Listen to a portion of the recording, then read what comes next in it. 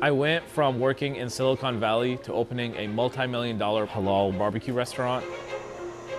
A lot of people told me that I was crazy to open a halal barbecue spot here in Texas. But I realized that Texas barbecue market had a huge gap that I needed to fill.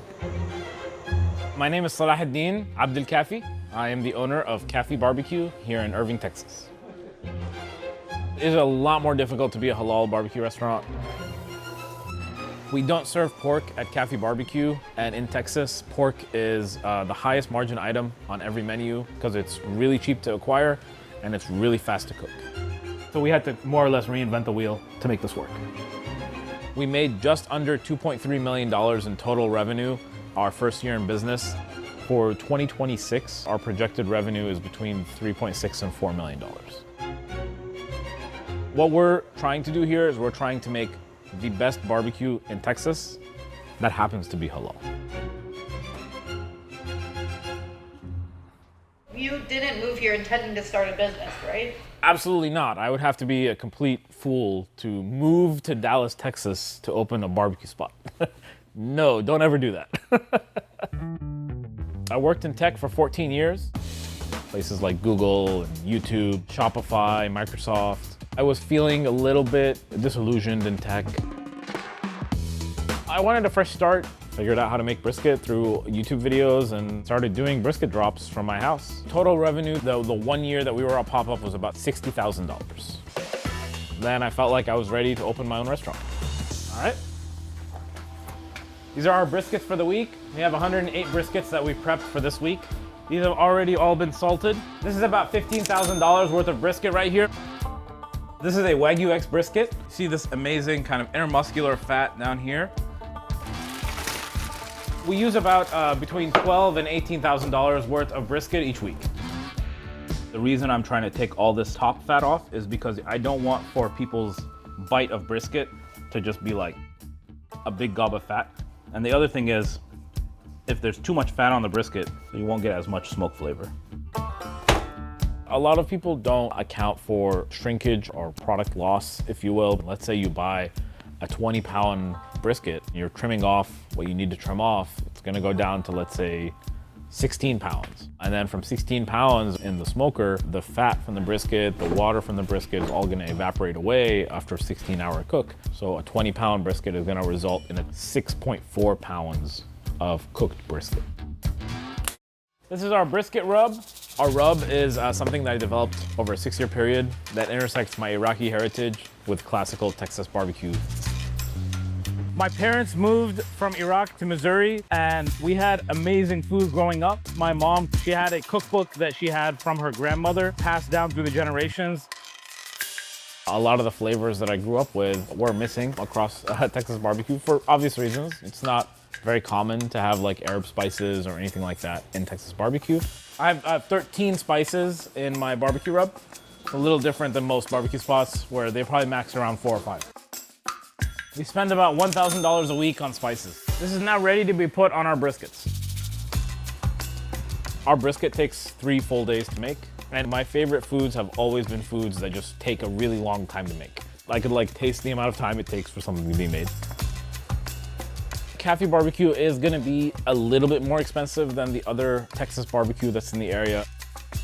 The average price of brisket is gonna be close to like $38, $39 a pound. We're at $45 a pound on our brisket. We are getting everything local, which is extremely hard to find. And we are providing halal wagyu, which is also extremely hard to find. And we're making everything from scratch, which is also extremely hard to find. But we haven't actually increased any of our prices since we've opened. We most likely will have to because meat prices continue to skyrocket. You guys wanna start with some brisket? Yeah. There's so little margin to be made on brisket that you basically have to have a very successful sausage program in order to sell the brisket for the price that we sell it while not losing money. This is our meat grinder. This was about $5,000. This is actually what we're gonna be doing for our Iraqi sausage. This is our brisket trim. It's been ground, salted, and cured overnight. What we're gonna do now is we're gonna grind it again. And by passing it through a grinder a second time, we're able to get the right consistency and texture in the sausage for a nice snappy bite. It is a lot more difficult to be a halal barbecue restaurant than a normal barbecue restaurant here in Texas. Halal is the Islamic version of kosher. There's a couple of things that go into halal. So number one, the animal needs to be very well taken care of. And then also when the slaughter happens, it needs to be very humane. It needs to happen in one single cut. The blood has to all drain from the animal. That actually does help the meat become a lot more tender. We don't serve pork at Kafi BBQ, and in Texas, pork is the highest margin item on every menu because it's really cheap to acquire and it's really fast to cook. The Iraqi sausage is gonna have like sumac, kind of very earthy flavors in there. The same flavor profile that my dad uses in his kebab seasoning. Now he's basically adding it to the mixer. Beef sausage is rare. The reason it's rare is because pork fat is a much better binding agent than beef fat is. So we've actually had to do a lot of experimentation and a lot of work to make 100% wagyu beef sausage work. The other thing that's really tricky is we aren't able to use pork casings. Again, there's a lot of different things that we had to do that most barbecue restaurants in Texas aren't having to do. This is our test. It should kind of feel like glue. Basically, like it needs to be able to stick very easily and not fall apart. This is our sausage machine. It's called a Lucky Linker. This is handmade, hand-built in Germany. This is a $45,000 machine. This linker allows us to do a couple things. Reduces the labor cost quite a bit. We can make about 1,000 sausages in an hour with one employee. The other thing it does is it makes every single sausage the exact same weight, which is basically impossible to do by hand. Incredible piece of equipment. Really could not have done this restaurant without this. When we opened the restaurant, we didn't have a sausage maker like this. We were doing everything by hand. So we were spending 50 hours a week of 4 employees' time to make sausage. I'm very solution oriented. When I find something tedious, when my employees tell me this is like super annoying to do, I try to find a way around it. These are lamb casings from New Zealand. Lamb casings are a lot more delicate than pork casings that are used at other places. It's definitely very difficult to work with these casings because some of them break, some of them are too soft, some of them are too thin.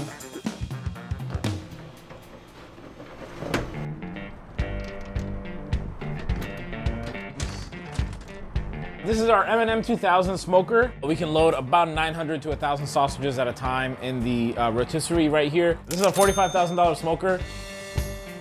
Kafi BBQ opened in December of 2024. I actually put an order in for this and put a down payment in for this before I even rented this restaurant. The estimate to open this Kafi BBQ location was about $500,000. We had about $100,000 in the furniture, about another $200,000 worth of equipment, including the smoker, and about $200,000 worth of construction. That was all the startup cost before we opened. And then since then, we have spent approximately $400,000 on other equipment. The way that I think about it is it's basically like I'm paying myself to bet on myself that I can make that money back. So this is the Rolls Royce of barbecue. That's what I call it. It's a wagyu dino rib, almost like a vanity item, if you will. I mean, look at that marbling. It's gonna be some of the most expensive meat in the whole cow. It has the lowest margin of anything on our whole menu. While we don't really make much money on the dino ribs themselves, they do tend to bring in a lot of customers that are really excited about dino ribs.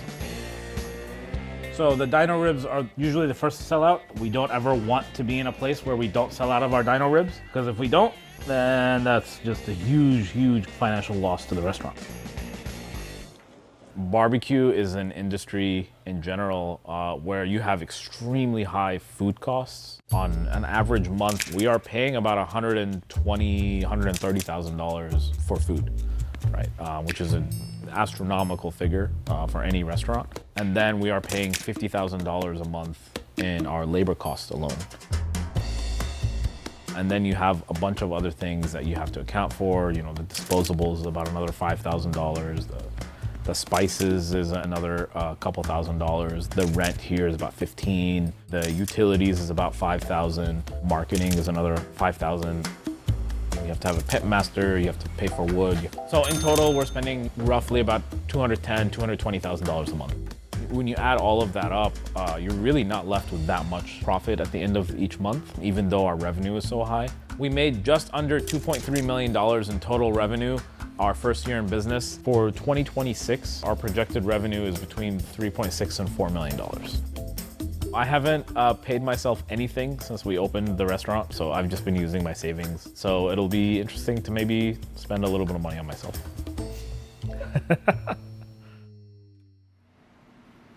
We're getting ready to make our Texas Twinkies. This is the only halal Texas Twinkie that exists at a barbecue restaurant. It is a jalapeno pepper stuffed with smoked cream cheese, smoked brisket, wrapped in bacon, glazed, and then cooked again. So what we do here is we actually make our own beef belly bacon from scratch, from our wagyu beef belly. This machine is about $3,000. So you see that vibrant red color on the inside? Beef bacon cooks a lot differently than pork bacon. So any of the instructions for making Texas Twinkies that are there for pork bacon is not gonna apply at all. So we had to more or less reinvent the wheel to make this work. We glaze it with a house-made glaze, and then we cook it again. That creates a nice crunchy outside layer. It's Texan. All part of a natural diet in Texas. I don't know why they called it a Twinkie. For a lot of my customers, this is the very first time in their lives that they've been able to walk into a Texas barbecue restaurant and eat absolutely everything on the menu. We kind of have one of the most diverse groups of customers in barbecue in the entirety of the state of Texas. About 50% of our customers follow a halal diet and 50% don't, because we were able to open up barbecue to a whole new group of consumers that didn't have access to barbecue before.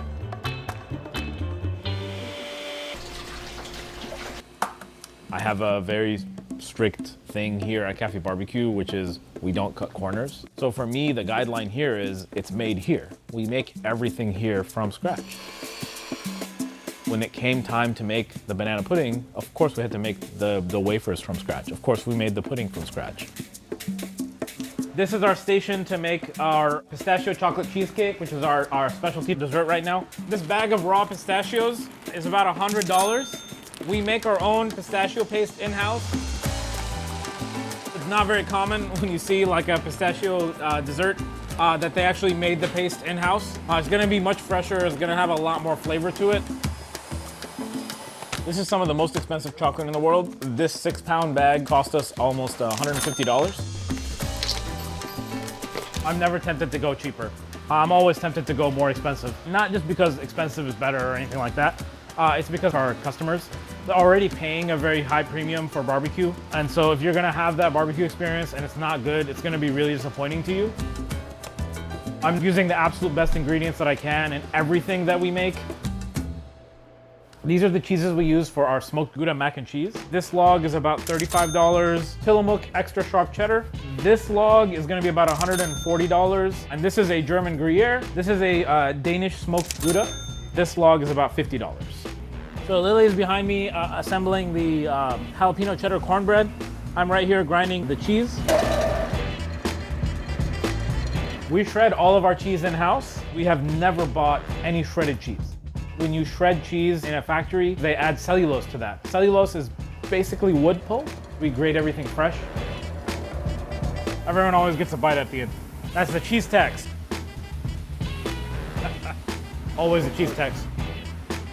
Okay, grate our cheeses. We go through between 40 pounds and 60 pounds of the dry noodles every single day for our mac and cheese.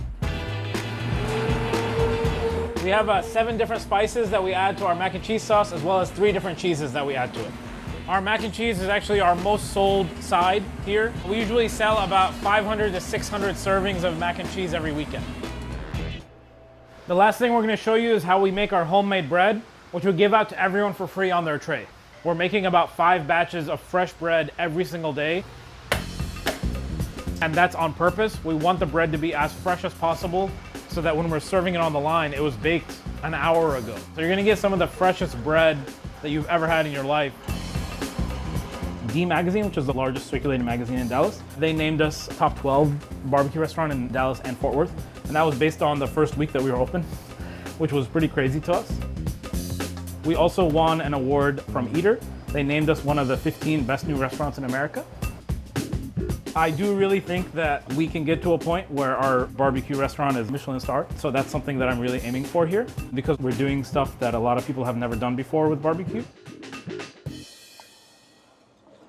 There's some fun people in Texas, you know. We do get some comments, people hating on us because we're halal, people saying that it's not real barbecue if you don't have pork, but we just kind of let them go. Who cares? It's fine. I think my faith has really been a guiding principle and a guiding factor in opening Kafi BBQ. My philosophy is that I am in business to make halal barbecue accessible to this community. So I'm gonna do what my purpose in life is, however difficult that is. My faith dictates that I don't believe that capitalism is the way that I should make my decisions in life. So as a very simple example of this, if you go to certain countries in the Middle East that are truly practicing kind of the original tenets of Islam, and you go to the marketplace and you go to one vendor and they'll tell you like, I've sold enough today, just go to my neighbor, buy it from him. That philosophy, that mindset just doesn't really exist in a capitalist society. And that's the reason why I'm also talking about like, I don't feel like I'm in competition with anyone here. I want all the other barbecue joints to succeed. So it's never really been about competition for me. It's really about providing the best experience that I personally can for my customers and doing everything that I can to make everything in-house. I actually have people that ask me like, why do you share everything that you make? Like, don't you think someone's gonna steal your recipes? And I'm like, be my friend, go for it, right? The reason we show all this stuff is we wanna show how difficult it is to make everything. And so if that means someone else is gonna go through the process of making everything from scratch the same way we do it, that means we've done a great thing. And we've helped someone else do what a restaurant's supposed to do, right?